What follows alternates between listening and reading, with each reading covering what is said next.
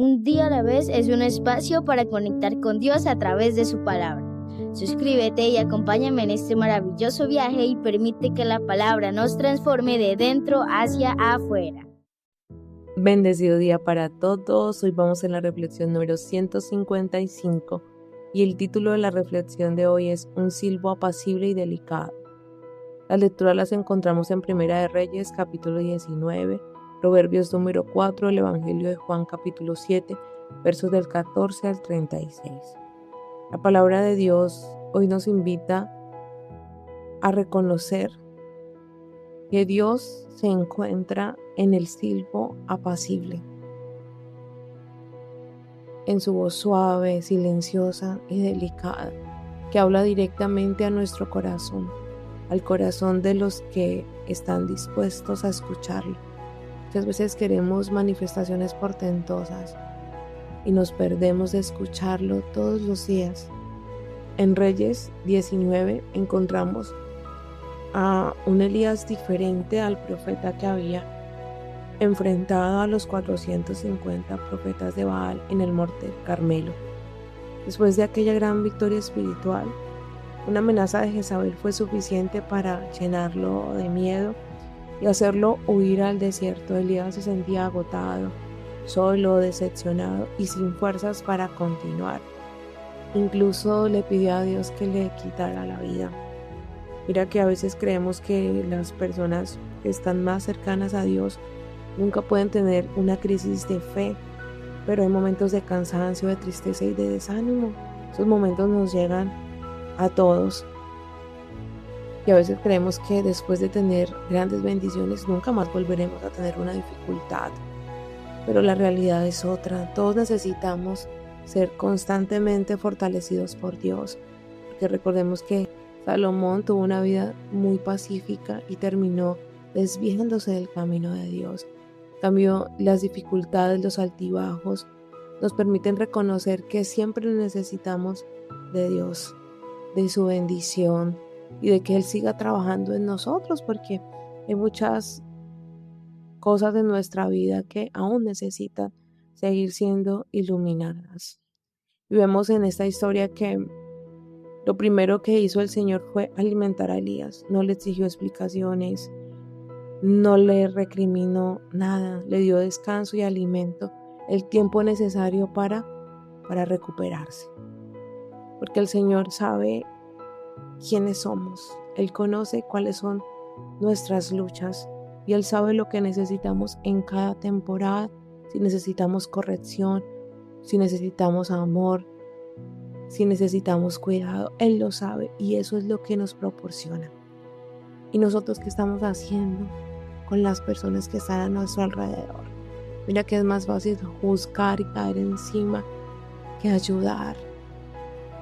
Ayer compartía con una familia muy especial y me partía el corazón porque decía que usaba ropa de marca no porque tuviera para comprarla, sino porque las personas que le ayudaban se la regalaban y no necesariamente nueva, era ya que ellas la habían usado. Y alguien la juzgó por eso, diciendo que no tenía que comer, pero mire la marca que usaba. Y eso me pareció terrible porque muchas veces yo he caído en eso, en observar y decir, pero se queja tanto y no parece. Uno no puede juzgar porque uno no sabe la realidad de nadie, de absolutamente nadie. Más adelante en el monte Oreb, Dios le muestra a Elías cómo se manifiesta en la quietud. Ahí Elías reconoció la presencia de Dios. Y recordemos que ahora, en la actualidad, hay mucho ruido, hay muchas preocupaciones, las redes sociales, las noticias, nuestras obligaciones diarias nos generan múltiples voces que quieren captar nuestra atención y nos impiden escuchar la voz de Dios, porque a Dios lo encontramos en el silencio de la oración, en el silbo apacible. Por eso es que no podemos escucharlo muchas veces, porque no podemos aquietarnos, porque Él habla desde la tranquilidad y en un mundo tan acelerado Es muy difícil aquietarnos, pero debemos empezar a hacerlo para poder escuchar a Dios en el canto del pájaro, en una persona, cuando estemos en silencio. Primera de Reyes 19. Elías huye a Oret. Acab contó a Jezabel todo lo que Elías había hecho y cómo había degollado a los profetas de Baal. Entonces Jezabel mandó un mensajero a decirle a Elías: si tú eres Elías, yo soy Jezabel, y que los dioses me castiguen duramente si mañana a esta hora no he hecho contigo lo mismo que tú hiciste con esos profetas. Elías se dio cuenta de que corría peligro y para salvar su vida se fue a Beerseba, que pertenece a Judá, y allí dejó a su criado. Luego se fue hacia el desierto y caminó durante un día hasta que finalmente se sentó en una retama. Era tal su deseo de morirse que dijo: basta ya, Señor, quítame la vida, pues yo no soy mejor que mis padres. Jezabel habló de sus dioses y Elías le dio miedo, cuando él sabía que tenía un Dios poderoso. Mira que a veces esas dudas es por traumas, por orgullo, que nos impiden reconocer en quién estamos descansando, en quién tenemos puesta nuestra confianza y quién es el que nos libra. Elías, después de semejante victoria en el Señor de los profetas de Baal, se asusta por lo de Jezabel. O sea, olvidó lo que el Señor hizo porque no fue él. Continuemos. Y se acostó bajo la retama y se quedó dormido. Pero un ángel llegó y tocándolo le dijo: levántate y come. Elías miró a su alrededor y vio que cerca de su cabecera había una torta cocida sobre las brasas y una jarra de agua. Entonces se levantó y comió y bebió. Después se volvió a acostar. Pero el ángel del Señor vino por segunda vez y tocándolo le dijo: levántate y come, porque si no el viaje sería demasiado largo para ti. Elías se levantó, comió y bebió, y aquella comida le dio fuerzas para caminar 40 días y 40 noches hasta que llegó a Oret, el monte de Dios. Al llegar entró en una cueva y allí pasó la noche. Pero el Señor se dirigió a él y le dijo: ¿qué haces aquí, Elías? Él le respondió: he sentido mucho celo por ti, Señor Dios Todopoderoso, porque los israelitas han abandonado tu alianza y derrumbaron tus altares a filo de espada, han matado a tus profetas. Solo yo he quedado y me están buscando para quitarme la vida. Solo yo. Dicen, eso cree uno, pero Dios encuentra profetas, encuentra personas que hagan lo que Él necesita para extender su reino. Y el Señor le dijo: sal afuera y quédate de pie ante mí sobre la montaña. En aquel momento pasó el Señor y un viento fuerte y poderoso desgajó la montaña y la partió las rocas ante el Señor. Pero el Señor no estaba en el viento. Después del viento hubo un terremoto, pero el Señor tampoco estaba en el terremoto. Y tras el terremoto hubo un fuego, pero el Señor no estaba en el fuego. Pero después del fuego se oyó un sonido suave y delicado. Al escucharlo, Elías se cubrió la cara con su capa y salió y se quedó a la entrada de la cueva. Y esto llegó a él una voz que le decía: ¿qué haces ahí, Elías? Vemos que dice que el Señor le trata a Elías con dulzura, trata a Elías con amor, aunque Dios sabía y veía el corazón de Elías y veía que se había llenado de orgullo. Él contestó: he sentido mucho celo por ti, Señor Dios Todopoderoso, porque los israelitas han abandonado tu alianza y derrumbado tus altares, y a filo de espada han matado a tus profetas. Solo yo he quedado y me andan buscando para quitarme la vida. Entonces el Señor le dijo: anda, regresa por donde viniste al desierto de Damasco, y ve y consagra a Hazael como rey de Siria, y a Jehú, nieto de Minsi, como rey de Israel. A Eliseo, hijo de Safat, del pueblo de Abel-Meloa, conságralo como profeta en lugar tuyo. De esta manera, a quien escape de la espada de Hazael, lo matará Jehú, y quien escape de la espada de Jehú, lo matará Eliseo. No obstante, yo dejaré en Israel 7,000 personas que no se han arrodillado ante Baal ni lo han besado. Mira que Elías creía que él era irreemplazable por todo lo que había hecho, pero Dios le dice que no. Tuvo que ungir a los próximos reyes, tuvo que ungir a quien lo iba a reemplazar a Eliseo, y tuvo que ungir a los 7,000 que el Señor ya había visto, y él creía que no había nadie más sino solamente él, el único fiel. Mira que ese orgullo espiritual nos ciega y nos impide ver a Dios y su mover, porque ese orgullo espiritual significa autosuficiencia, y mientras nos miremos bajo nuestra autosuficiencia, Dios nada va a hacer, y nuestro juicio, nuestro entendimiento se nubla. Por eso siempre hay que estar en la presencia, porque es Él que entra a las profundidades y nos dice lo que está mal, y nos da ese bálsamo de amor para poder seguir.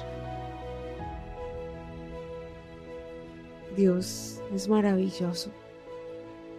Elías se fue de allí y encontró a Eliseo que estaba arando. Delante de Eliseo iban 12 yuntas de bueyes y él mismo llevaba la última. Elías se dirigió a él y le echó su capa encima. Al instante Eliseo dejó sus bueyes, corrió tras Elías y le dijo: déjame dar a mis padres un beso de despedida y luego te seguiré. Puedes ir, dijo Elías, pero recuerda lo que he hecho contigo. Eliseo se apartó de Elías y fue y tomó 2 toros y los descuartizó, y con la madera del yugo asó la carne y le dio de comer a la gente. Después se fue tras Elías y quedó a su servicio. Vemos que Eliseo rompió con todo, como diciendo: aquí yo no voy a volver. O sea, rompamos todo trato con la oscuridad, rompamos todo trato con el enemigo. Cuando nosotros hemos decidido por la oscuridad, firmamos un contrato con él. Cuando venimos a la luz, olvidamos romper todas esas alianzas. Es momento de que todo eso, por la sangre del Cordero, quede roto y firmemos ese pacto y ese contrato con Dios.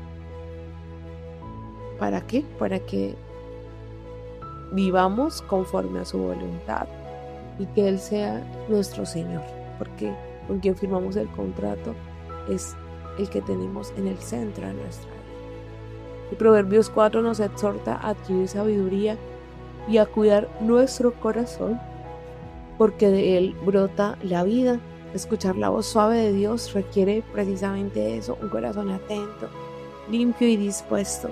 Cuando nuestro interior está lleno de resentimientos, afanes o distracciones, se vuelve más difícil percibir la dirección que Dios quiere darnos. Por eso hay que aquietar nuestra mente, nuestro corazón, para poder escuchar ese silbo apacible de Dios que está dentro de nosotros. Veamos el proverbio. Proverbios 4. Proverbios 4. Exhortaciones a seguir el buen camino. Hijos, atiendan a los consejos de su padre. Pongan atención para que adquieran buen juicio. Yo les he dado una buena instrucción, así que no descuiden mis enseñanzas, pues yo también he sido hijo. Mi madre me amaba con ternura y mi padre me instruía de esta manera. Grábate en la mente mis palabras, haz lo que te ordeno y vivirás. Adquiere sabiduría y buen juicio, no eches mis palabras al olvido. Ama la sabiduría, no la abandones, y ella te dará su protección. Antes que cualquier otra cosa, adquiere sabiduría y buen juicio. Ámala y te enaltecerá, abrázala y te honrará. Te obsequiará con la más bella guirnalda y te coronará con ella. Atiende a mis palabras, hijo mío, haz las tuyas y aumentarán los años de tu vida. Yo te llevaré por el camino de la sabiduría, te haré andar por el camino bueno. En él no habrá estorbos a tu paso, en él que no tropezarás aun cuando corras. Aférrate a la instrucción y no la descuides. Ponla en práctica, pues es vida para ti. No vayas tras los pasos de los malvados, no sigas su mala conducta. Evita el pasar por su camino, apártate de ellos y sigue adelante, pues no están en paz si no hacen lo malo. Pierden el sueño si no hacen caer a alguno. Su comida y su bebida son la maldad y la violencia. El camino de los justos es como la luz de un nuevo día. Va en aumento hasta brillar en todo su esplendor, pero el camino de los malvados es oscuro, ni siquiera saben contra qué tropiezan. Atiende a mis palabras, hijo mío, presta atención, jamás las pierdas de vista, grábatelas en la mente. Ellas dan vida y salud a todo el que las halla. Cuida tu mente más que nada en el mundo, porque ella es la fuente de la vida. Evita el decir cosas falsas. Apártate de la mentira. Mira para siempre adelante, mira siempre de frente. Fíjate bien en dónde pones los pies y siempre pisarás terreno firme. No te desvíes por tu camino, evita el andar en malos pasos. Mira que en este proverbio Dios nos dice que recordemos siempre sus palabras, que meditemos en ellas. Mira que los proverbios son muy bellos porque nos dan lecciones para la vida. Es momento de que aprendamos la palabra. Mira que ella nos limpia, nos sana todas las áreas de nuestra vida y nos acerca hacia nuestro Padre Celestial, el cumplimiento de nuestro propósito. Yo sé que a veces leemos de todo, menos lo que debemos leer. Invitemos al Espíritu Santo de Dios a que haga su obra en nosotros. Y en el Evangelio de Juan, Jesús enseña en el templo y sorprende a todos por la profundidad de sus palabras. Muchos juzgaban según las apariencias y no podían reconocer que su enseñanza provenía de Dios. Por eso Jesús les dice, no juzguen por las apariencias. Cuando juzguen, háganlo con rectitud. Mira que con frecuencia nosotros también podemos equivocarnos cuando solamente estamos confiando en lo que vemos y en lo que creemos saber. Ese orgullo espiritual nos cierra los oídos a la voz de Dios. Fue lo que le pasó a Elías. Por eso necesitamos humildad para reconocer que todavía tenemos muchas cosas que aprender y que el Señor nos puede hablar de maneras inesperadas. Mira que lo que yo les cuento es mi experiencia con Dios, pero ustedes tienen una experiencia propia que puede parecerse en algunas cosas a las mías, pero puede ser totalmente distinta.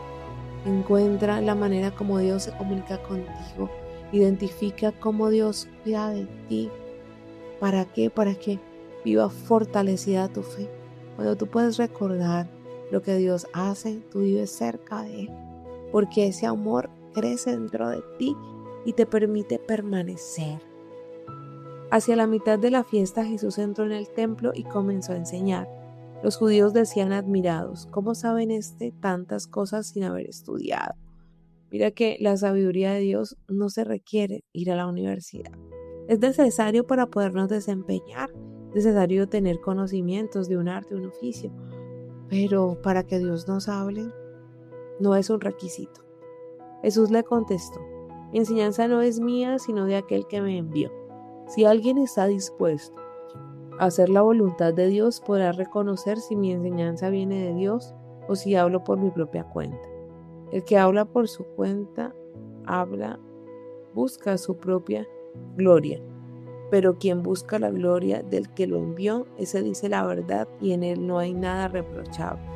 No es verdad que Moisés les dio a ustedes la ley, sin embargo ninguno de ustedes la obedece, porque quieren matarme. La gente contestó, estás endemoniado. ¿Quién quiere matarte? Jesús les dijo, todos ustedes se admiran por una sola cosa, que hice un sábado. Sin embargo, Moisés les mandó a practicar el rito de la circuncisión. aunque no procede de Moisés, sino de los patriarcas. Y ustedes circuncidan a un hombre, aunque sea un sábado. Ahora bien, si por no faltar a la ley de Moisés, ustedes circuncidan al niño, aunque sea sábado, ¿por qué se enojan conmigo por haber sanado un sábado al hombre entero? No juzguen ustedes por las apariencias. Cuando juzguen, háganlo con rectitud. Mira que ellos creían sabérsela toda. Por eso no creían en Jesús, porque dejaron de tener esa comunión con el Padre. Jesús habla de su origen.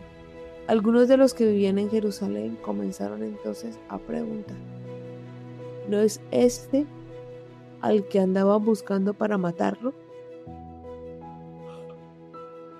Pues ahí está hablando en público y nadie le dice nada. ¿Será que las autoridades creen de veras que este hombre es el Mesías? Pero nosotros sabemos de dónde viene este. En cambio, cuando venga el Mesías, nadie sabrá de dónde viene. Al oír esto, Jesús, que estaba enseñando en el templo, dijo en voz fuerte: sí que ustedes me conocen y saben de dónde vengo, pero no he venido por mi cuenta, sino que vengo enviado por uno que es digno de confianza y a quien ustedes no conocen. Y yo lo conozco porque procedo de él y él me ha enviado. Entonces quisieron arrestarlo, pero ninguno le echó mano porque todavía no había llegado su hora. Muchos creyeron en él y le decían: cuando venga el Mesías, ¿acaso hará más señales milagrosas que este hombre? Mira que dice, le echaron mano, pero ninguno le echó mano porque todavía no había llegado su hora. Hay una hora para el cumplimiento de tu promesa. Así la estás viendo, es el tiempo. Cuando llegue la hora, eso será. Los fariseos intentan arrestar a Jesús. Los fariseos oyeron lo que la gente decía de Jesús y ellos y los jefes de los sacerdotes mandaron a unos guardianes del templo a que lo arrestaran. Entonces Jesús dijo: voy a estar con ustedes solamente un poco de tiempo y después regresaré al que me ha enviado. Ustedes buscarán pero no me encontrarán porque no podrán ir a donde yo voy a estar. Los judíos comenzaron entonces a preguntarse unos a otros: ¿a dónde se va a ir este que no podemos encontrarlo? ¿Acaso va a ir a los judíos que viven dispersos en el extranjero y enseñar a los paganos? ¿Qué quiere decir eso de que me buscarán pero no me encontrarán porque no podrán ir a donde yo voy a estar? Que nuestro entendimiento no se cierre, que sea el Espíritu Santo hablando a nuestros corazones, hablando a todo nuestro ser, y que podamos ver a Jesús, que podamos ver el amor de Dios por cada uno de nosotros, que nos dejemos transformar por esa gracia inmerecida todos los días. Hoy Dios nos invita a hacer silencio interior, a aquietar nuestra mente, nuestro corazón, porque hemos querido encontrar las respuestas en medio del ruido, cuando hoy Dios nos mostró que Él quiere encontrarse con nosotros en la calma. Recuerdo una oración que me regaló Dios hace mucho tiempo, que decía: eres paz, eres calma y eres tranquilidad, y en el silencio es donde te puedo encontrar. Aquíétame, papá, para que te pueda hallar y pueda disfrutar siempre de tu eterna paz. ¿Por qué? Porque yo he sido acelerada y quería escucharlo en el ruido. Y ahora yo disfruto mucho el silencio. A veces ni canciones quiero poner para poderme conectar con Él. Quizás te pasa lo mismo. Quizás buscas a Dios esperando grandes señales portentosas, pero Él ya está hablando a tu corazón, suave y dulcemente. Que hoy podamos aprender a detenernos para escuchar y confiar. Que ese mismo Dios que habló a Elías con un silbo apacible sigue hablando hoy a todos los que le seguimos con sinceridad. Dios es el mismo ayer, hoy y siempre, y así como cuidó Elías, cuida de nosotros. Y en el nombre poderoso del Señor Jesús, oramos y le pedimos al Padre que nos enseñe a aquietar nuestro ruido interno, que cuando nos sintamos cansados, desanimados o confundidos, recordemos que tu papá está siempre a nuestro lado. Pedimos, Padre de amor, que por la acción del Espíritu Santo nos des un corazón humilde, sencillo, para recibir tu enseñanza. Te pedimos la sabiduría que necesitamos para todo tiempo, para cada cosa. Y te pedimos que hables a nuestro corazón, que nos enseñes a vivir atentos a tu voluntad. Amén. Dios es bueno en todo tiempo y en todo tiempo Dios es bueno.